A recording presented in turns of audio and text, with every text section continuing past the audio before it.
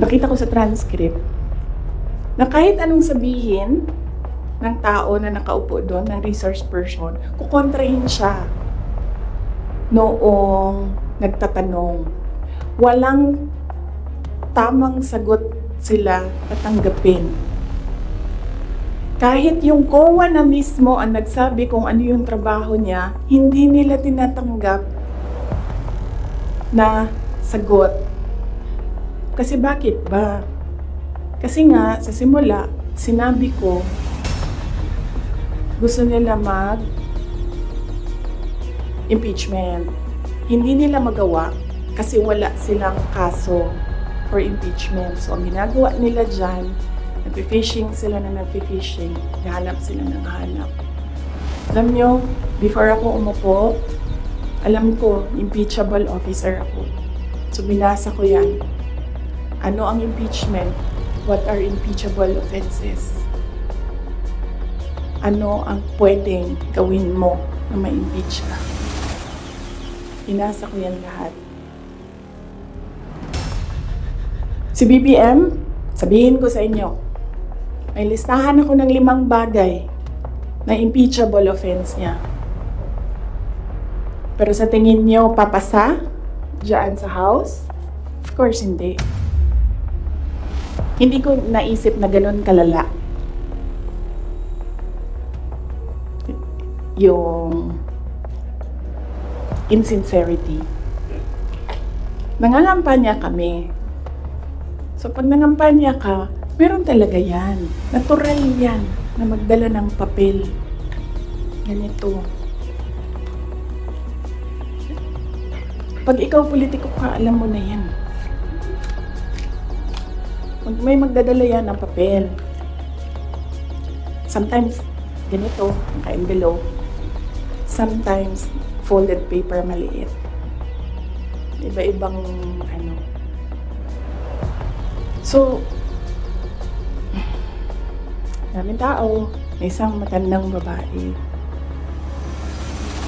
Dala siya. Tiningnan niya. Ayaw niya tanggapin. Ayaw niya kunin yung papel. So, ang ginawa ko para that person will not feel bad, sabi ko, ako na lang. Ginawa ko. Mabilis lang kasi yun. Diba? Kasi, ano yan eh, motorcade. So, mabilis yan. Pag ganon, gumanon, ginanon, ako na lang. Tapos, tinanong ko, may number. Sabi niya, oh, meron. Pag politiko ka, alam mo na yan dapat. So, doon sa truck, binasa ko. 1 page lang naman, binasa ko. Simple. Request of 5,000 pesos for livelihood. Tumingin siya sa akin. Sabi ko, ako nang bahala nito. Maliit lang na bagay ito. Ako na. Sabi niya, okay, sige. Yan lang.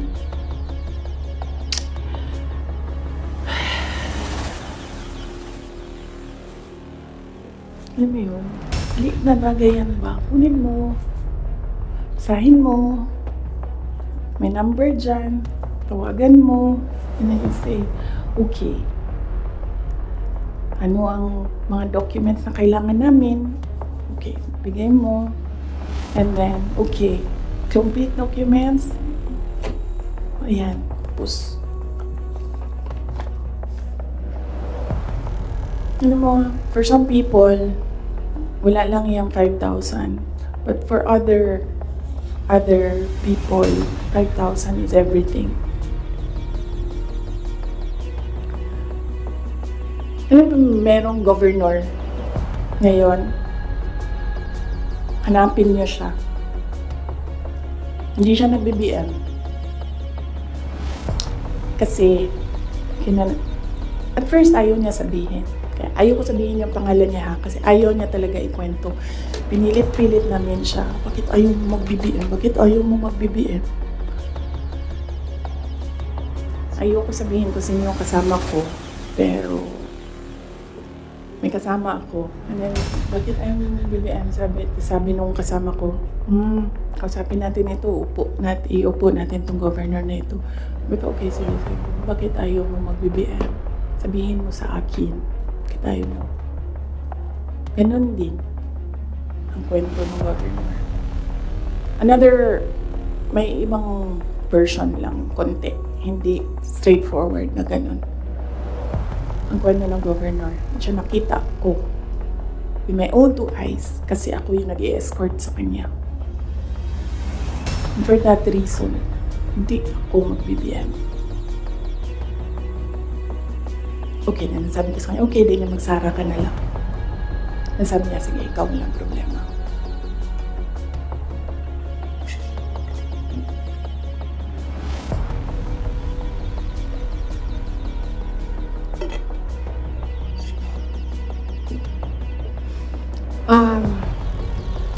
Sorry. Nag-sorry ako sa mga members ng Kingdom of Jesus Christ.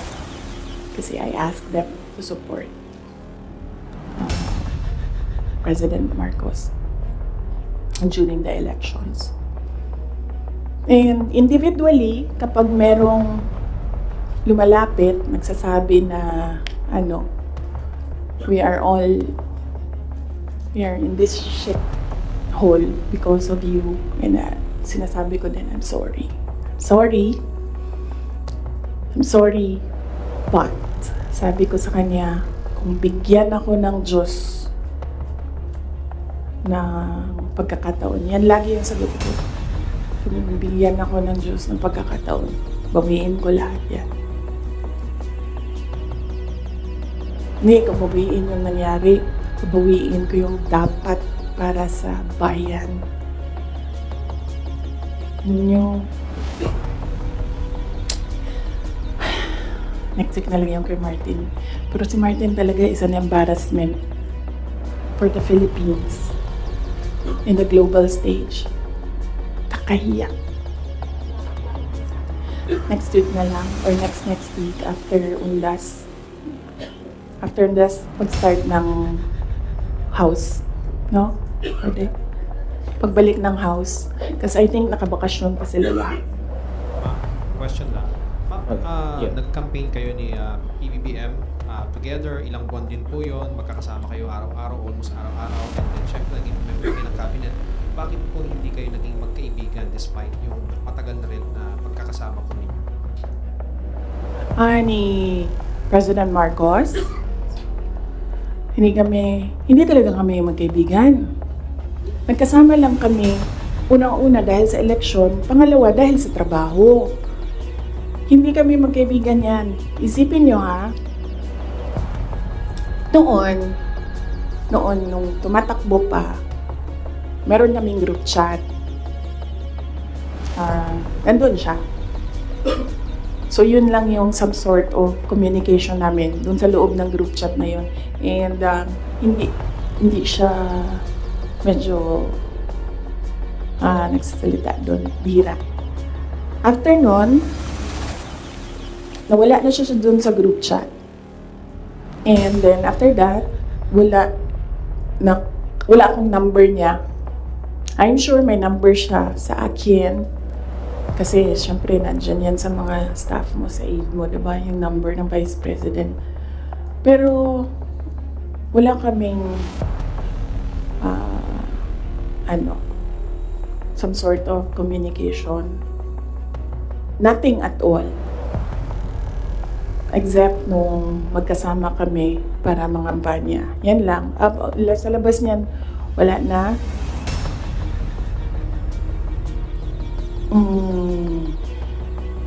Nagkakausap lang kami dahil sa trabaho.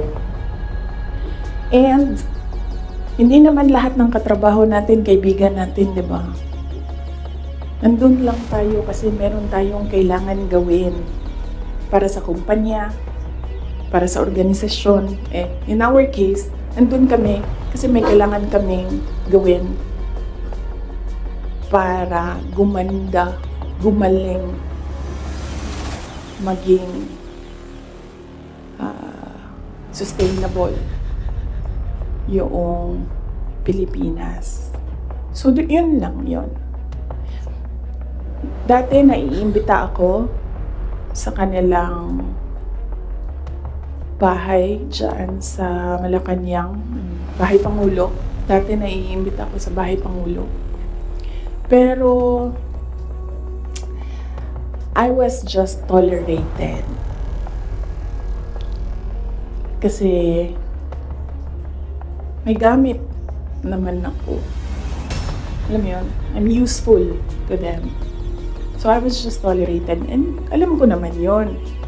But wala naman problema sa akin yun. So as long as I can do my job sa DepEd, saka sa Office of the Vice President, mabigay ko lang yung promise ko, tataporma ko, promise ko sa bayan.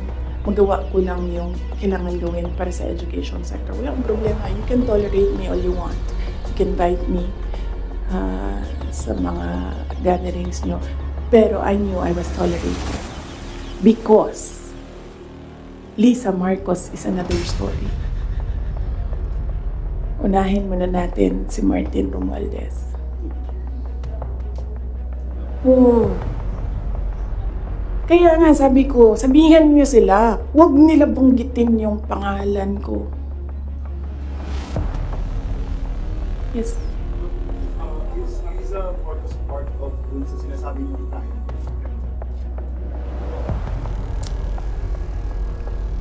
Yes. Oo. Oh, anong purpose ni Inday Sara? Ang magagawa ko sa bayan, I will call bullshit as it comes. Yan ang magagawa ko para sa inyo. Kung bullshit siya, sasabihin ko sa'yo ng bullshit talaga yan. And, yes, as I said, huwag kayo mag-alala sa akin. Hindi ko kailangan ng pera. Kaya hindi ako madadala sa pera. Kasi, ang pinakagusto ko sa buhay ko, hindi siya nabibili ng pera. So kahit man meron akong 500 billion sa likod ko, hindi pa rin mabibili yung gusto ko. So hindi ko siya kailangan. And hindi ako takot. That's why I said, you can drag me to hell all you want. Wala akong problema sa akin yan. Si Martin ba?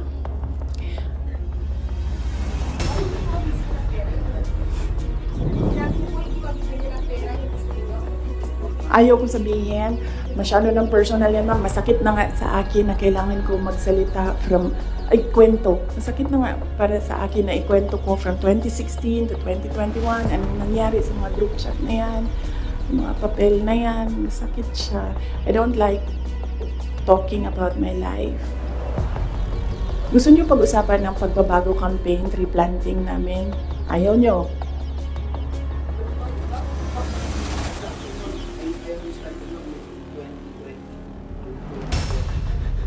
Kasama kayo lagi ni Speaker Martin Romualdez sa mga events ni PBBM. So, Yes. why, parang tapos yun na, before yung nangyari yung resignation sa lakas, after yung resignation sa lakas, nakita pa kayo ni BBM na kalimutan o hands kayo ni Martin doon is one of his foreign trips. So, why biglang nasukbihan kayo bigla kay Speaker?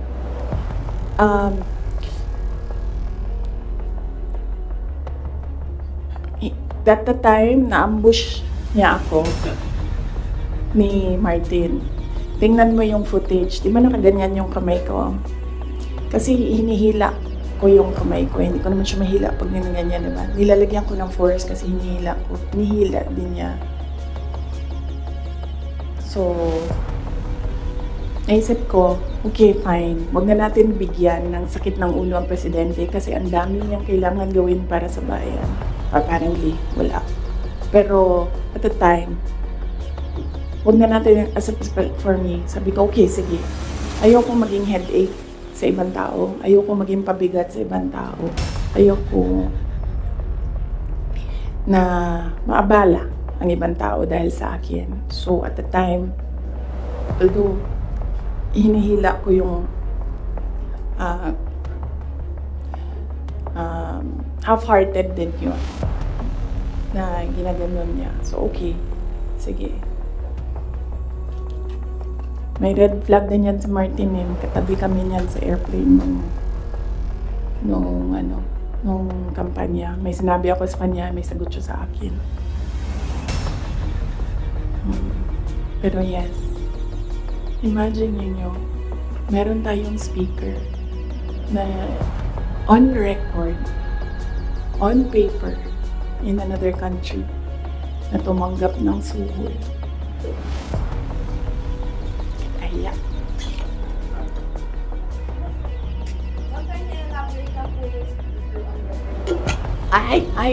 kailan ba yung speaker part? Kailan yung Martin Romualdez part? After November? After opening ng house? Yes. Let's talk about yung confidential funds ng the house regarding po sa DepEd and the OVP's confidential Yes, as I said, antayin natin yung next hearing ng House, Good Governance. Masyado pa kasing, masyadong maaga sagutin sila. Walang lumalabas eh. Gusto ko lumabas so that pwede akong magsalita. Wala. Kahapon, wala naman. Lawmakers were questioning about the... Yes. Ang position ko dyan, sa DepEd, hindi na ako nakikipag-usap sa kanila doon. Sabi ko, kayo nang bahala kung ano gusto nyo gawin dyan. Pero dito sa Office of the Vice President, sinasabihan ko yung mga tao na kapangalan, kung ano yung gusto mong gawin, yun ang susuportahan ko. Kung ayaw mo umattend, susuportahan kita. Kung gusto mo umattend, susuportahan kita. Hindi ko pipilitin kung ano yung dapat mong gawin. Mag-decide ka, and then kung ano yung path, if you decide on the path that you will take, I will support you on that. So, hindi pa kami nagkausap nung merong mga subpoena, hindi pa kami nagkausap kung ano yung gusto nilang gagawin. Basta sinabihan ko sila, I will be with you every step of the way. Sinabihan ko din sila, kung ang decision mo ay magpa-detain, sinabihan ko din sila, sasamahan kita doon sa loob ng detention. Walang problema yan sa akin. Kasi hindi naman lahat ng mga tao kasi sanay sa pressure, sa stress. Hindi sila sanay sa mga ganyan na ilalagay ka sa national TV, papahiyain ka. Hindi lahat ng tao nakakapag-isip ka agad kung anong gagawin, kung anong sasabihin. So, some of them really are saying na pa-detain na lang ako. And then, sabi ko sa kanila na, okay, walang problema yan. Samahan ko kayo sa detention.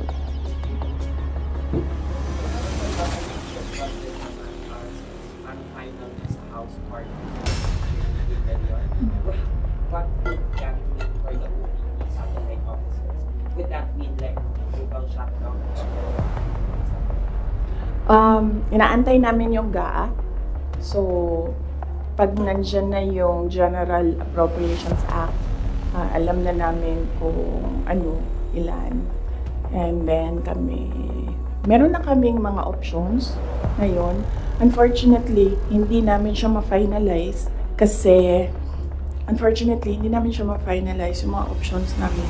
Kasi hindi namin talaga nakikita kung ano yung nasa batas. Hindi pa kasi batas yung GAB. So, antayin namin. Pag nakita na namin kung ano yung numbers, then pipiliin na namin anong options para sa Office of the Vice President. But rest assured, patuloy yung trabaho ng Office of the Vice President para sa bayan. Kung ano man yung kaya namin base sa kung ano yung budget, ibibigay namin yan sa taong bayan. Last question, please. Lawmakers were questioning about the 16 billion pesos po na dinasta ng OVP, pati po ng confidential funds in 2022 po. na nag-start 11 days para daw po sa rental ng safe houses. One lawmaker even asked po na yung 5 million naman po na nagastos ng 2023 sa third quarter po ng OVP confidential funds. Nagastos lang po sa loob lamang ay sa loob ng 79 days. So parang nakakapagtaka rin daw po sila na bakit po 16 million pesos nagastos po sa loob lamang ng 11 days. So, can you give us an explanation po kung paano po ba nagasta nga raw po itong particular confidential funds? Okay, sige. Last question na yan, ha? Last question na yan. Last question. Okay. Unang-una, nag-explain kami lagi sa Commission on Audit kung paano ginastos yan. Lahat ng hiningi ng Commission on Audit, binigay namin.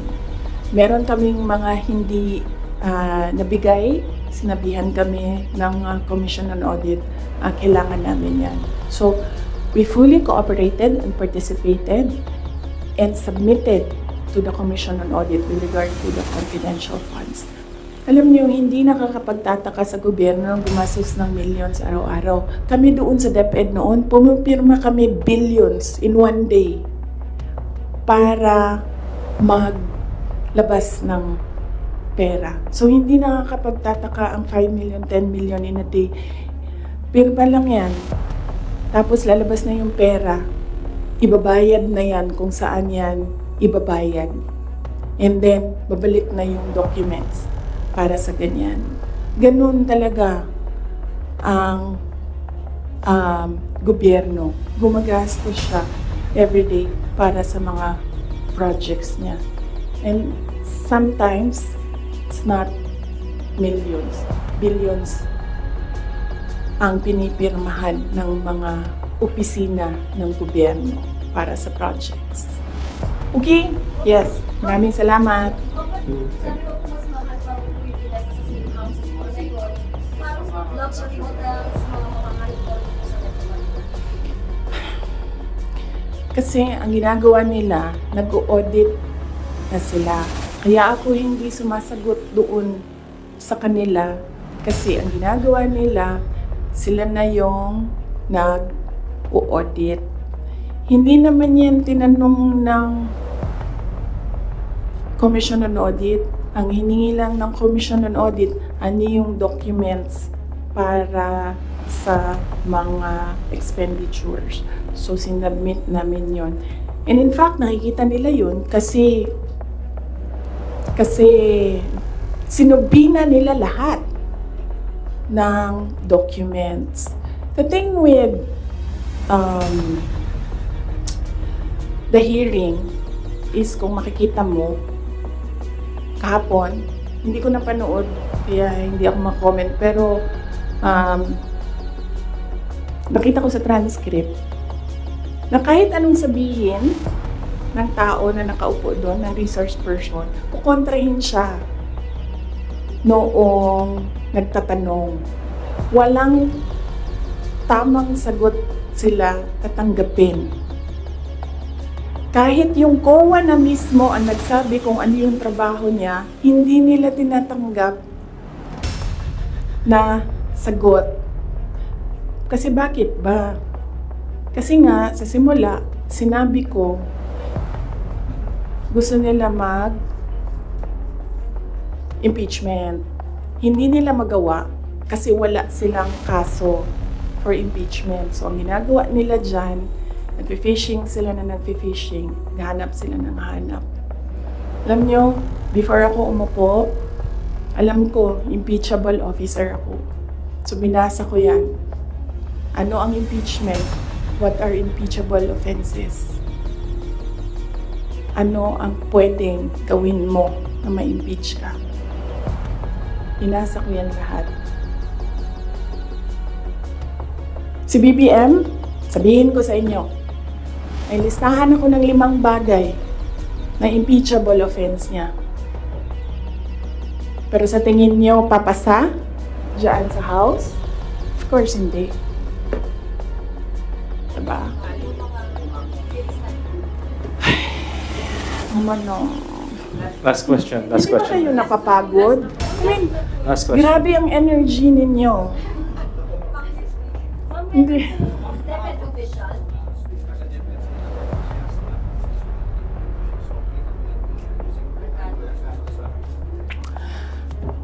Yung envelope na yan, kaya ako sinasabi kanina, antayin natin yung next hearing. Kasi hindi pa siya enough eh.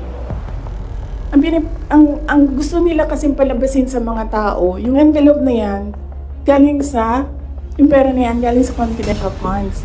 Yan yung gusto nilang i-portray sa public.